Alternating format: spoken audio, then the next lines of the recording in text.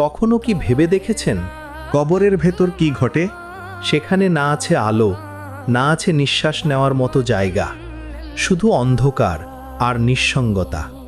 যদি আপনার আমল খারাপ হয় তবে সেখানে শুরু হবে ভয়ঙ্কর আযাব। একবার নবী করিম সাল্লাল্লাহু আলাইহি ওয়াসাল্লাম একটি কবরস্থানের পাশ দিয়ে যাচ্ছিলেন। তখন তিনি বললেন, এই দুইটি কবরের মধ্যে ভয়ঙ্কর আযাব হচ্ছে।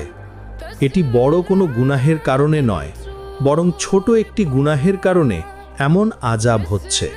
তাদের মধ্যে একজন প্রস্রাব করার পর পবিত্র হতো না, আর অন্যজন মিথ্যা কথা বলতো এবং নামাজ ত্যাগ করত। মহান আল্লাহ তাআলা আমাদের সকলকে কবরের আযাব থেকে রক্ষা করুন।